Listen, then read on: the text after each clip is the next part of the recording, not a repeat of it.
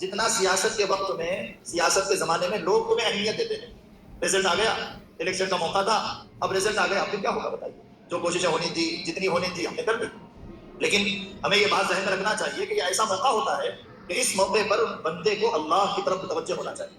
ہمیں یاد رکھنا چاہیے اگر جیت ہو رہی ہے تو اس جیت میں بھی اس خوشی کو ہم کیسے منائیں گے، اس کی تعلیم شریعت نے دی ہے، رسول اللہ صلی اللہ علیہ وسلم نے دی ہے.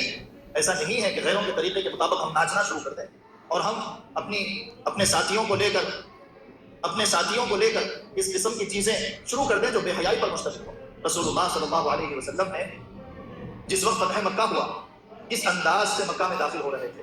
رسول اللہ صلی اللہ علیہ وسلم کا انداز یہ تھا کہ آپ عاجزانہ طور پر داخل ہو رہے تھے. آپ کا سر اونٹ کے کوہان سے لگ رہا تھا، آپ کے آنکھوں سے آنسو جاری تھے اور اپنی کمزوری کی طرف، اپنی عاجزی کی طرف متوجہ تھے. اور حضور علیہ السلام نے اپنے ان دشمنوں کو عام معافی کا اعلان کر دیا کہ جو جان کے قتل کرنے اور جان کے در پہ تھے، آپ کے خلاف منصوبے بناتے تھے. حضور علیہ السلام نے محبت کا اعلان کیا، انتم الطلقاء اذهبوا انتم الطلقاء. جتنے دشمن تھے ان سب سے کہا کہ تم سب آزاد ہو، چلے جاؤ یہاں سے. اس طرح ہمیں بھی اس موقع پر حضور علیہ السلام کے اس طرز عمل اور اس طریقے اور اس سنت کو زندہ کرنا چاہیے. ایسا نہ ہو کہ آدمی متکبر ہو جائے اور اس قسم کی چیزوں میں بعض مرتبہ نفس و شیطان کے آدمی حوالے ہو جاتا ہے اور بعض وہ چیزیں کرنے لگ جاتا ہے جو شرعی اعتبار سے ناجائز ہوتی ہے. پورے شہر میں جو نتائج، جو محنتیں، جو کوششیں ہوئی اور جہاں جہاں مسلم کینڈیڈیٹ کھڑے رہے اور جیت گئے اور اللہ کی مدد شامل حال رہی، وہاں کے لوگ متفقانہ طور پر ووٹ ڈالے ہیں.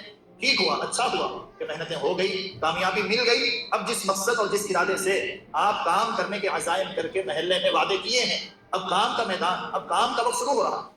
اب جیت کی خوشی میں ایک مہینے، دو مہینے، ایک سال آپ صرف خوشی میں ہی برباد مت کیجیے، خوشی میں ہی ضائع مت کیجیے، بلکہ اب یہ موقع ہے کہ کچھ کریں قوم کے لیے، ملت کے لیے.